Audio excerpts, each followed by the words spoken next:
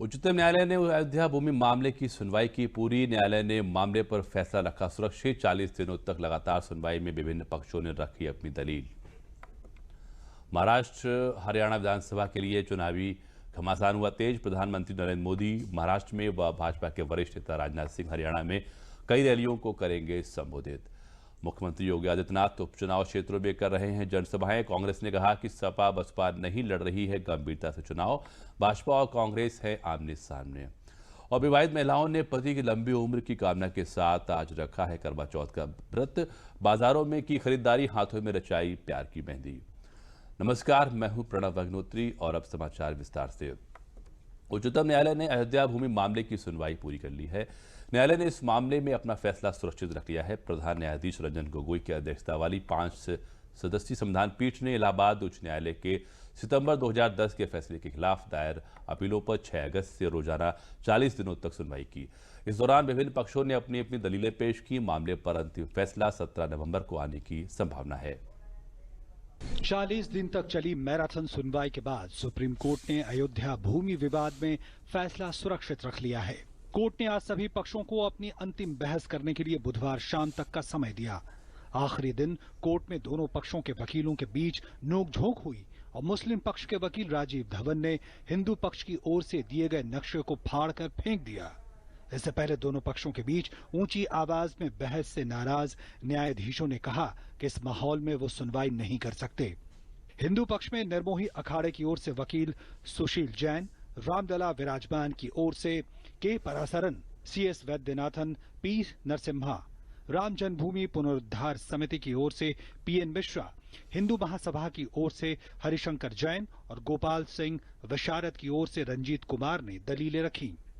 We are very happy that the Honorable Chief Justice has said that all arguments will end today, and we are very happy that within the month we will have a definitive final adjudication of this long contentious issue, because we have waited for over 135 years for justice. हम ये समझते हैं कि फैसला मंदिर पक्ष में आना चाहिए। मंदिर पक्ष ने जो जिस तरह से अपनी दलीलें रखी हैं वो ये साबित करने के लिए बहुत है, जो रिपोर्ट्स वगैरह हैं कि वो जो स्ट्रक्चर वहाँ बना था उसके नीचे एक पुराना मंदिर मौजूद था। श्री राम जन्मभूमि का मामला है, 150 साल से ज्यादा पुराना विवाद है और इस विवाद का पटाक्षेप 2019 के नवंबर महीने में हो जाता है। यह एक भारत की जनता के लिए, हम हिंदुओं के लिए बहुत बड़ी जीत होगी कि इस पूरे विवाद का निराकरण फैसला माननीय सर्वोच्च न्यायालय दे देगा। पूरी सुनवाई के दौरान हिंदू पक्ष ने अपनी दलीलें रखते हुए कहा कि मंदिर तोड़कर मस्जिद बनाई गई। विवादित इमारत हिंदू मंदिर के 14 खंभों पर बनी थी, जिनमें शिव, हनुमान, कमल और शेरों के साथ बैठे गरुड़ की आकृतियां हैं। विवादित जगह पर 2000 साल पहले भी भव्य राम मंदिर था। मंदिर के ढांचे के ऊपर ही विवादित इमारत को बनाया गया। अदालत में सुनवाई के दौरान कहा गया कि करोड़ों लोगों की आस्था है कि वहीं भगवान राम का जन्म स्थान है। सैकड़ों सालों से यहाँ पूजा परिक्रमा की परंपरा रही है। विवादित ढांचे के मूर्ति रखे जाने से बहुत पहले से ही श्री राम की यहाँ पूजा होती रही है और किसी जगह को मंदिर के तौर पर मानने के लिए यह मूर्ति होना जरूरी नहीं है। हिंदू किसी एक रूप में ईश्वर की आराधना नहीं करते। केदारनाथ मंदिर में शिला की पूजा होती है, पहाड़ों की भी देव रूप में पूजा की जाती है। इस्लामिक सिद्धांतों के मुताबिक किसी धार्मिक स्थान के ऊपर जबरन बनाई गई इमारत मस्जिद नहीं मानी जा सकती। विवादित इमारत में 70 साल से नमाज नहीं पढ़ी गई है। मुस्लिम पक्ष की ओर से वरिष्ठ वकील राजीव धवन, मीनाक्षी अरोड़ा, शेखर नाफड़े, निजाम पाशा, जफर याब जिलानी ने दलीलें रखी। करीब 20 दिन मुस्लिम पक्ष ने अपनी बात रखी। मुस्लिम पक्ष ने कहा कि मंदिर तोड़कर मस्जिद का निर्माण नहीं किया गया। ASI रिपोर्ट से भी इसकी तस्दीक नहीं होती कि मंदिर तोड़कर मस्जिद बनाई गई। मोर, कमल जैसे चिन्ह का मिलना ये साबित नहीं करता कि वह मंदिर था। 1950 की विवादित ढांचे की तस्वीर के मुताबिक विवादित ढांचे के अंदर 3 जगह अरबी में अल्लाह लिखा हुआ था। मुस्लिम पक्ष का कहना है रामलला का प्रकट होना सोची समझी साजिश थी, न कि कोई दैवीय चमत्कार। अयोध्या में श्री राम के जन्म स्थान मानने से ऐतराज नहीं, विवाद केंद्रीय गुंबद पर हिंदू पक्ष के दावे पर है। निर्मोही अखाड़े को सेवादार का हक, मालिकाना हक नहीं। कचहरियों ने 1885 के लगभग तय कर लिया था कि ये मस्जिद है और इसके पास के जिसे आउटर कोर्ट यार्ड कहते हैं राम चबूतरा है और सीता जी की रसोई है, उस पे हिंदुओं को पूजा का हक होगा, लेकिन मिल्कियत ये सुन्नी उसकी वक्फ बोर्ड की होगी। सुप्रीम कोर्ट में अपील इलाहाबाद हाई कोर्ट के उस फैसले के खिलाफ दायर की गई थी जिसमें विवादित 2.77 एकड़ जमीन को रामलला, निर्मोही अखाड़ा और सुन्नी वक्फ बोर्ड को सौंपने का आदेश दिया गया था।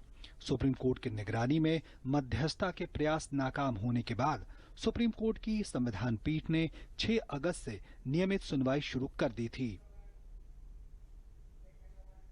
अयोध्या स्थित श्री राम जन्मभूमि बाबरी मस्जिद विवाद में सर्वोच्च न्यायालय ने सुनवाई के बाद फैसला सुरक्षित कर लिया है, जिसको लेकर अयोध्या के संत, धर्म आचार्यों और मुस्लिम पक्षकारों ने भी अपनी प्रतिक्रिया में शांति, सौहार्द और भाईचारा कायम रहने की को सर्वोच्च प्राथमिकता दी है और आशा व्यक्त की है कि देश की सर्वोच्च संवेदनशील और विवादित मुकदमे का निर्णय आ जाने के बाद देश का एक बड़ा मसला हल हो जाएगा। फैसले की इस घड़ी में अयोध्या के सारे संत महंत, यहाँ के आम पब्लिक, सब लोग काफी प्रसन्न है। अभी यह निश्चित नहीं कहा जा सकता, अपनी अपनी बात सब कहते हैं, लेकिन जहाँ आशा और विश्वास होता है वहाँ संशय नहीं होता। हमें आशा और पूर्ण विश्वास है, इसे हमको संशय नहीं है। जो निर्णय होगा वो रामलला के पक्ष में होगा और वो समय दूर नहीं है जब रामलला अपने टाट पट्टी से उठ करके भव्य मंदिर में विराजमान होंगे। देखिए, फैसला चाहे जो कुछ हो, फैसला होना चाहिए। हम भी यही चाहते हैं कि कोर्ट इसका फैसला कर दे। ये 70 साल का मसला है। Lower court, high court, supreme court, Hindu मुसलमानों के बीच का ये फैसला है। पूरा देश दुनिया को देखते हुए फैसला करना है। जो भी फैसला कोर्ट करेगा वो सबूतों के आधार पर करेगा, देश और दुनिया को देखते हुए करेगा, क्योंकि राजनीति में रहा इसलिए पूरे हिंदुस्तान में चर्चा में रहा। फैसला कोर्ट इसको ऐसा कर दे कि पूरी दुनिया में कोई ऐसा, हम तो चाहते हैं कि शांति का माहौल रहे, चाहे जिधर फैसला हो। अब ये नहीं कहते कि मंदिर बने, मस्जिद बने, फैसला चाहते हैं कि फैसला कोर्ट कर दे, बस खत्म करे इसको। महाराष्ट्र और हरियाणा विधानसभा चुनाव के लिए चुनावी घमासान तेज हो गया है। प्रधानमंत्री नरेंद्र मोदी आज महाराष्ट्र के पल्ली, सतारा और पुणे में चुनावी रैलियों को संबोधित करेंगे। भाजपा के कार्यकारी अध्यक्ष जेपी नड्डा की भी आज उल्लासनगर में चुनावी जनसभा होनी है। भाजपा के वरिष्ठ नेता राजनाथ सिंह का भी आज हरियाणा में कई रैलियां करने का कार्यक्रम है। वित्त मंत्री निर्मला सीतारमण ने कहा है कि आने वाले समय में आर्थिक सुधारों के और कदम उठाए जा सकते हैं। कोलंबिया विश्वविद्यालय में अपने एक व्याख्यान में वित्त मंत्री ने स्पष्ट किया कि सरकार हाल ही में आर्थिक सुधारों के कदमों के असर पर नजर रखे हुए है और ये सुधार आर्थिक विकास की गति को देखते हुए उठाए जाएंगे।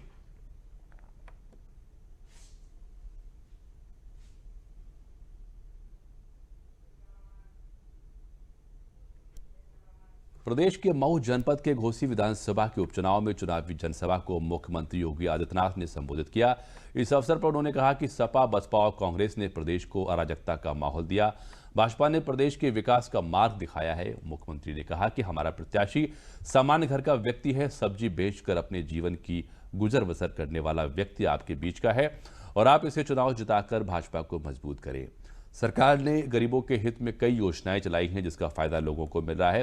फागू चौहान के राज्यपाल बनने के बाद विजय राजभर को भाजपा ने जनता के लिए चुनाव में उतारा है। उन्होंने कहा कि बहराइच में महाराजा सुहेलदेव के नाम पर मेडिकल कॉलेज बनाने का काम किया जा रहा है जिससे स्वास्थ्य सेवाएं बेहतर होंगी। मुख्यमंत्री ने जनता से भाजपा के पक्ष में मतदान करने की अपील की। आप सोचिए, आज हर गरीब को मकान दिया जा रहा है, शौचालय बनवाया जा रहा है, विद्युत के निःशुल्क कनेक्शन उपलब्ध कराए जा रहे हैं, रसोई गैस के निःशुल्क कनेक्शन उपलब्ध कराए जा रहे हैं, 5 लाख रुपए की आयुष्मान भारत की सुविधा का लाभ भी दिया जा रहा है। किसानों को प्रधानमंत्री किसान सम्मान निधि से सम्मानित किया जा रहा है। वृद्धजनों को वृद्धा पेंशन, विधवा महिलाओं को निराश्रित महिला पेंशन, दिव्यांग जनों को दिव्यांग पेंशन और विकास की योजनाओं के माध्यम से गांव के घर घर तक, गांव तक, शहर शहर तक विकास की योजनाओं को आगे बढ़ा करके जहां एक अभियान चल रहा है, वहीं प्रदेश के अंदर कानून का राज हो। यह आवश्यक है, अपराधियों के अंदर भय पैदा हो। जो अपराधी कल तक घूम घूम करके दहशत पैदा करते थे, अपना पिस्टल और राइफल लहरा लहरा करके दहशत पैदा करते थे, आज आप देख रहे होंगे या तो तो जेल के अंदर है या अपनी जान की भीख मांगता हुआ फिर रहा है। और आज गुंडागिर्दी और अराजकता के लिए प्रदेश में कोई जगह नहीं। मैं आप सभी से एक निवेदन और करना चाहता हूं। मेरे पिता, जिनको भी आप सभी ने देखा होगा, वो भी इस समय इस चुनाव में मेरे लिए घूम घूम करके वोट मांग रहे हैं। मैं आप सभी से आग्रह करता हूं कि एक बार उनकी चिंता जरूर करिएगा। बहुत बहुत धन्यवाद। प्रदेश के मुख्यमंत्री योगी आदित्यनाथ ने 2 दिवसीय वाराणसी दौरे के दौरान सर्किट हाउस में सभागार में वाराणसी में संचालित विभिन्न प्रमुख परियोजनाओं की प्रगति की समीक्षा की। प्रधानमंत्री द्वारा फरवरी 2019 में शिलान्यास किए गए प्रमुख परियोजनाओं में 4 अरब 36 करोड़ 93 लाख रुपए की 13 परियोजनाएं पूरी हो चुकी हैं। इसके अतिरिक्त अरबों रुपए की 25 प्रमुख परियोजनाओं में तेजी से कार्य हो रहा है। मुख्यमंत्री योगी आदित्यनाथ ने काशी में स्वच्छता पर विशेष जोर देते हुए कहा कि स्वच्छता में काशी देश में नंबर 1 पर होना चाहिए। दीपावली से पूर्व शहर से लेकर गांव तक विशेष सफाई अभियान चलाकर पूरा जनपद कूड़ा रहित करें। सड़कों पर, पार्कों में व खाली प्लाटों में कहीं कूड़ा नहीं दिखे। दीपावली से देव दीपावली तक काशी जगमग करें। सॉलिड वेस्ट मैनेजमेंट अच्छा रखा जाए। लोक निर्माण विभाग समस्त सड़कें 30 अक्टूबर तक गड्ढा मुक्त कराए। छठ पूजा से पहले सभी घाटों की अच्छी साफ सफाई कर ली जाए। श्री योगी ने अधिकारियों को सचेत किया कि शासकीय योजनाओं का दुरुपयोग कतई नहीं हो। लाभार्थी परक योजनाओं में पात्र व्यक्ति का ही चयन हो। गरीब, वंचित, जरूरतमंद पात्र व्यक्ति शासकीय योजनाओं के लाभ से वंचित नहीं रहें।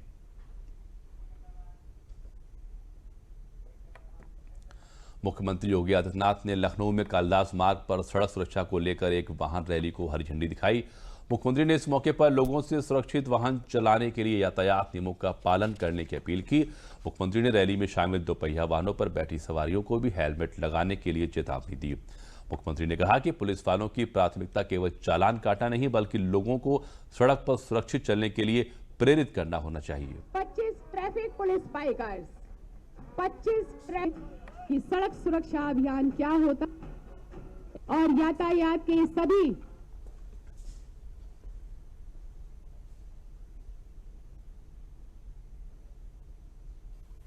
मैं देखता हूं पुलिस कर्मी, ट्रैफिक पुलिस या पुलिस से जुड़े हुए जो भी अधिकारीगण हैं, एक टारगेट तय करते हैं कि भाई कितने चालान करने हैं। ये चालान काटना आपका लक्ष्य नहीं होना चाहिए। आपका लक्ष्य होना चाहिए कि आम नागरिक को इसके बारे में जागरूक करना कि हेलमेट पहनना, सीट बेल्ट लगाना इसलिए आवश्यक है जिससे उस संबंधित व्यक्ति के जीवन को बचाया जा सके, उसके जीवन को सुरक्षित रखा जा सके। आप चौराहे पर जगह जगह खड़े होकर के चालान काटें और उसकी खाना पूर्ति करके एक टेरर पैदा करें, यह लक्ष्य नहीं होना चाहिए। जब भी किसी मुहिम में हम एक सकारात्मक पहल को आगे नहीं बढ़ा पाते तो समाज का एक बड़ा तबका उससे वंचित रह जाता है। और ये दुखद पहलू है कि देश का सबसे बड़ा, आबादी के हिसाब से सबसे बड़ा राज्य होने के कारण सड़क सुरक्षा से संबंधित सर्वाधिक मौतें भी प्रदेश के अंदर अलग अलग घटनाओं में होती हुई दिखाई देती है। यह हम सबके लिए चिंता का विषय रहता है। मैंने स्वयं सड़क सुरक्षा से जुड़े हुए सभी संबंधित विभागों के साथ कई बार बैठक की, चाहे वो परिवहन विभाग हो, पुलिस विभाग हो, पीडब्ल्यूडी है, स्वास्थ्य विभाग है, शिक्षा विभाग है, इन सबको जोड़ करके कि हर एक की अपनी भूमिका है। हम यातायात के नियमों का पालन करें, इसलिए नहीं कि ये दूसरे की सुविधा हो, बल्कि उसके स्वयं की सुरक्षा के लिए आवश्यक है। उत्तर प्रदेश में होने वाले उपचुनाव में कानपुर की गोविंद नगर सीट से कांग्रेस प्रत्याशी करिश्मा ठाकुर के समर्थन में कानपुर पहुंचे कांग्रेस के वरिष्ठ नेता पूर्व राज्यसभा सदस्य प्रमोद तिवारी ने प्रेस वार्ता में कहा कि उपचुनाव में 11 सीटों पर चुनाव भाजपा बनाम कांग्रेस है। उन्होंने कहा कि कितनी सीट कौन जीतेगा और कितनी सीट हम जीतेंगे ये देखेंगे, लेकिन सपा और बसपा चुनाव को गंभीरता से नहीं लड़ रहे हैं। प्रमोद तिवारी ने बिजली के मूल्य बढ़ोतरी, पेट्रोल डीजल मूल्य बढ़ोतरी, कानून व्यवस्था, बेरोजगारी सहित अन्य मुद्दों पर चुनाव लड़ने की बात कही और कांग्रेस की जीत को सुनिश्चित बताया। अब कितनी हम जीतेंगे, कितनी कौन जीतेगा देखेंगे, लेकिन मुझे दुख है कि सपा बसपा चुनाव को गंभीरता से नहीं लड़ रहे हैं। तो चुनाव भाजपा बनाम कांग्रेस है और हम निश्चित रूप से हम बहुमत के साथ जीतेंगे। प्रधानमंत्री नरेंद्र मोदी के आह्वान पर सोनभद्र में भी 3 दिवसीय गांधी संकल्प यात्रा का शुभारंभ किया गया। इस मौके पर सदर विधायक भूपेश चौबे के नेतृत्व में यात्रा की शुरुआत की गई और स्वच्छता और जल संरक्षण जैसे महत्वपूर्ण विषयों पर लोगों से चर्चा भी की गई। क्षेत्रीय विधायक ने कहा कि यह यात्रा गांधी जी की 150वीं जयंती के उपलक्ष्य में की गई है। इसका उद्देश्य है कि गांधी जी के सपनों को पूर्ण करना और प्रधानमंत्री के निर्देश पर गांधी जी के विचारों को नई पीढ़ी तक पहुंचाना और उनके बताए गए गांधी जी के भारत का निर्माण करना।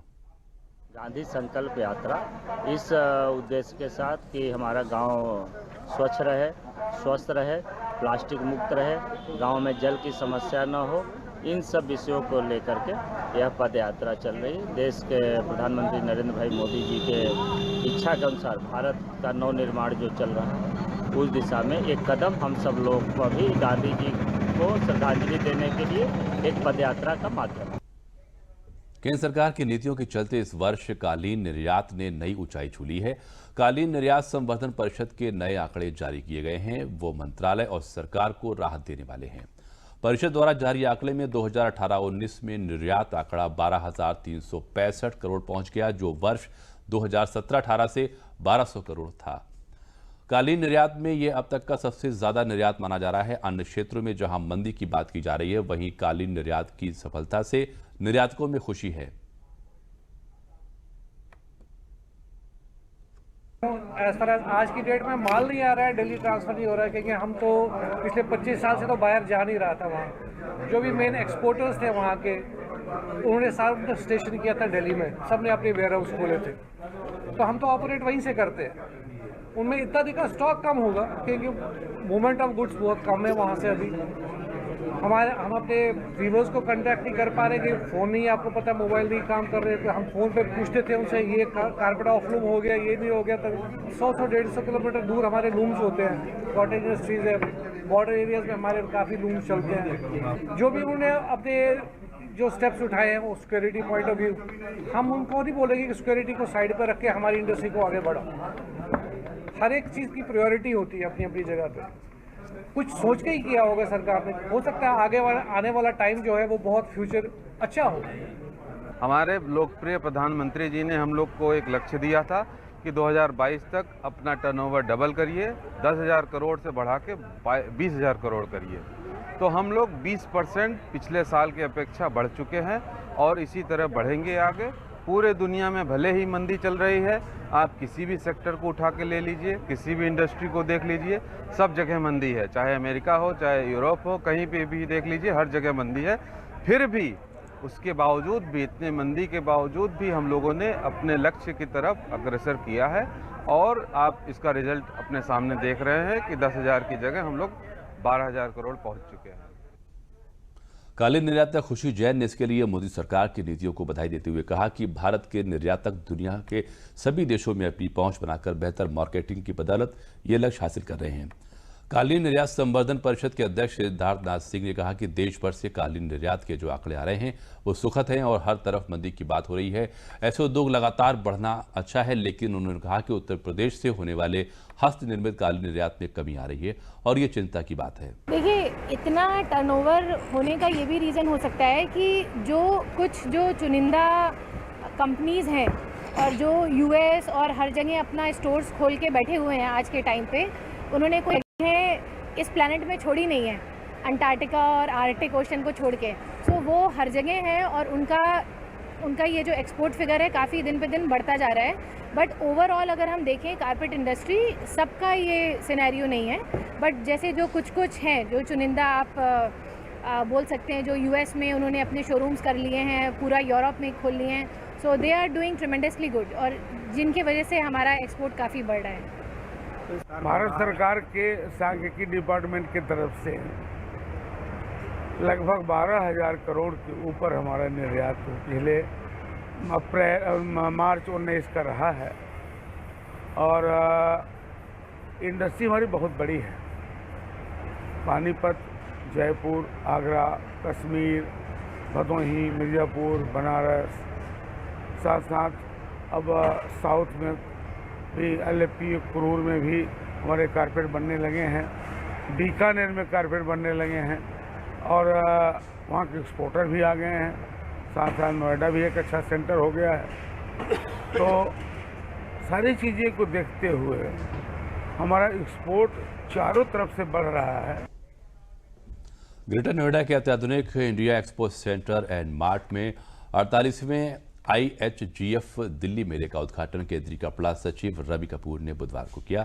मेले का उद्घाटन करते हुए रवि कपूर ने समूचे उद्योग के विकास के लिए अपना विजन साझा करते हुए कहा कि देश में शिल्प की विरासत और स्किल्स को देखते हुए हैंडीक्राफ्ट निर्यात वर्तमान 26,590 करोड़ रुपए से 1 लाख रुपए तक पहुंचने की भरपूर संभावनाएं हैं। इससे छोटे दस्तकार से लेकर बड़े स्तर के निर्यातकों तक हर कोई लाभान्वित हो सकता है।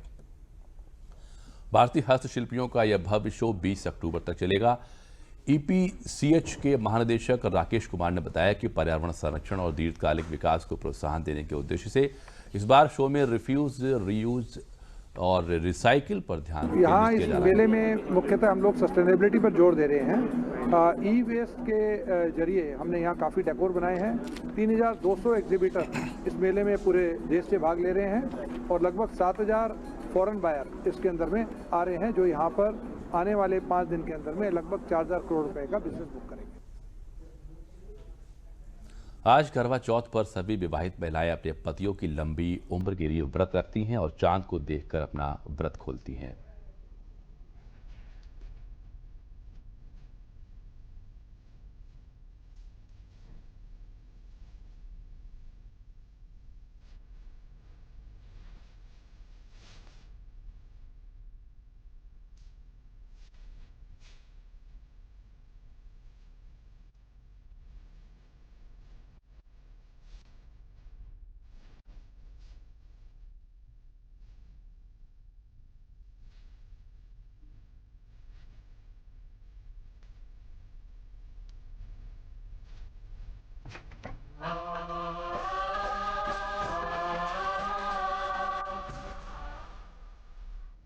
करवा चौथ का व्रत देश के विभिन्न हिस्सों में विवाहित महिलाएं पति की लंबी उम्र की कामना के साथ रखती हैं। मान्यता है कि आज के दिन पतियों के लिए रखा जाने वाला ये व्रत जहां पति पत्नी के रिश्ते के प्यार को दर्शाता है, वहीं उनके पति की लंबी उम्र के लिए पत्नियां कामनाएं करती हैं। प्रयागराज में भी करवा चौथ व्रत की तैयारियों के लिए महिलाएं लंबी लंबी कतारों में बैठकर हाथों में मेहंदी लगवा रही हैं और विवाहित महिलाओं ने श्रृंगार और पूजन आदि की सामग्री की खरीदारी भी की। चौक कटरा सिविल लाइंस में व्रत के सामान के लिए खरीदारी के लिए दुकानें सजाई गई और जिन पर महिलाओं की लंबी लंबी कतारें देखी जा रही हैं। महिलाएं इस अवसर पर करवा, सीख, चूरा, गट्टा समेत श्रृंगार की सामग्री खरीद रही हैं।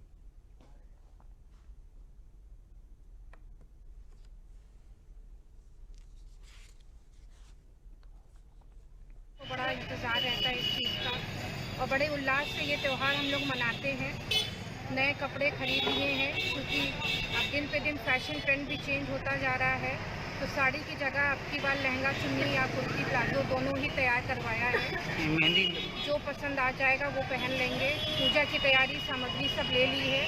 तैयारियां तो हम लोग बहुत पहले से शुरू कर देते हैं, लेकिन कल से हमारी सारी शॉपिंग जो है वो हो गई है। आज मेहंदी का फंक्शन है और अभी घर जाके हमारी सर्दी होगी।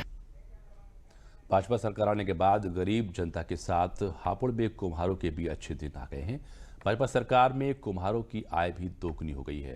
केंद्र सरकार द्वारा पॉलीथीन और प्लास्टिक को प्रतिबंधित किए जाने के बाद हापुड़ में कुम्हारों के मिट्टी के बर्तनों की भी मांग बढ़ गई है। आगामी दिवाली को लेकर हापुड़ में कुम्हार मिट्टी के दीपक बनाने में लगे हुए हैं। प्रतिदिन कई हजार दीपक बनाकर तैयार कर रहे हैं। वहीं दूर दूर के व्यापारी मिट्टी के दीपक और बर्तनों की मांग कर रहे हैं। हापुड़ के गांव सबली में कुम्हारों की कई पीढ़ियां मिट्टी के दीपक बनाती आ रही हैं। दूर दूर के व्यापारी गांव सिबली के कुम्हारों से मिट्टी के बर्तन और दीपक खरीद कर ले जाते हैं। कुम्हार इस बात को लेकर भी खुश है कि उनको भी बिजली भी सही तरीके से मिल रही है, जिससे कुम्हारों को मिट्टी के दीपक बनाने में काफी फायदा मिल रहा है। भाजपा सरकार और माटी कला बोर्ड बनाए जाने के बाद इस दिवाली पर कुम्हारों के चेहरे पर खुशी देखने को मिल रही है।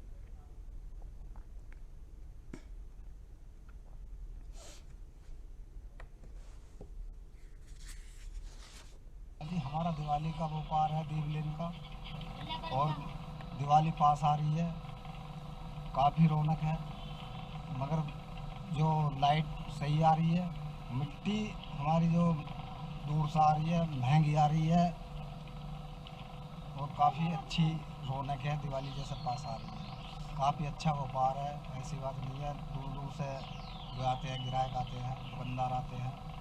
मिट्टी काम करते हैं, ये हमारी दीपावली से सही चलती है, सही बच्चे पेट भरते हैं, अब दीपावली से सही चलता है काम।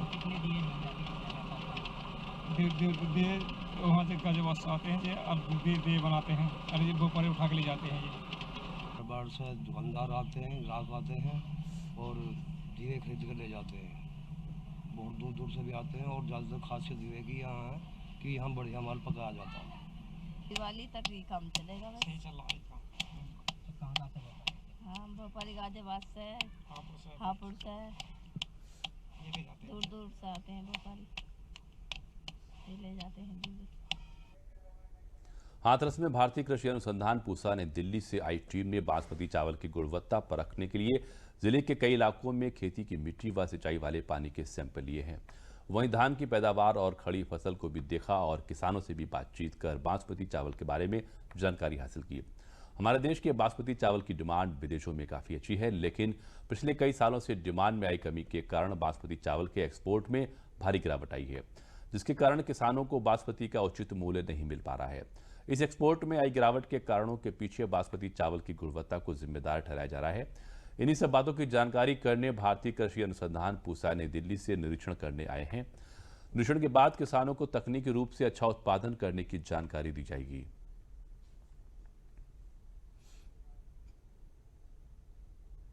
भारत सरकार ने ये देखा गया है कि हमारे जो बासमती राइस है उसका धीरे धीरे मतलब उसकी उत्पादकता, उपज और क्वालिटी उसमें कहीं न कहीं कुछ कमी पाई गई है और ऑब्जर्व की गई है, जिससे हमारे विदेशों में इसकी ऊपर बहुत सारे क्वेश्चन लगाए गए हैं कि भाई इसकी क्वालिटी कमज़ोर होती जा रही है। इसकी हम जांच कर रहे हैं कि जैसे किसान के यहाँ पे क्या वो लोग कर रहे हैं और क्या कोई क्लाइमेटिक इफेक्ट है या मिट्टी का इफेक्ट है या वो जो भी खाद बीज जो डाल रहे हैं क्या उसका प्रभाव है। तो भारत सरकार की एक पहल है जिससे हम जो भारतीय कृषि अनुसंधान परिषद है उसके तहत हम यहाँ आए हैं और हम यहाँ से मिट्टी और पानी और जो इसका जो हमारा बासमती जो धान है इसके सैंपल ले रहे हैं। तो इसकी हम क्वालिटी जांच करेंगे और मिट्टी और पानी से हम उसका रिलेशन देखेंगे कि क्या कोई मिट्टी में कोई कमी है जिसके कारण इसकी जो मेन जो इसकी गुणवत्ता है उसमें कहीं कमी आ रही है। जो बाहर से टीम आई हुई है उन्होंने मिट्टी के बारे में जानकारी ली और पैदावार के बारे में जानकारी ली, हमने कौन कौन से पेस्टिसाइड लगाए उनके बारे में जानकारी ली और दवाओं के बारे में जानकारी ली और हमारी ज़मीन के मिट्टी का नमूना लिया और पानी का नमूना लिया। और अब अंत में प्रमुख समाचार एक बार फिर। उच्चतम न्यायालय ने अयोध्या भूमि मामले की सुनवाई की पूरी। न्यायालय ने मामले पर फैसला रखा सुरक्षित। 40 दिनों तक लगातार सुनवाई में विभिन्न पक्षों ने रखी अपनी दलील।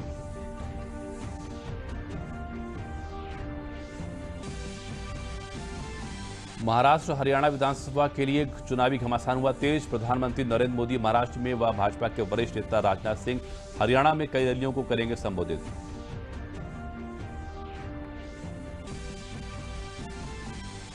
मुख्यमंत्री योगी आदित्यनाथ उपचुनाव क्षेत्रों में कर रहे हैं जनसभाएं। कांग्रेस ने कहा सपा बसपा नहीं लड़ रही है गंभीरता से चुनाव, भाजपा और कांग्रेस हैं आमने सामने।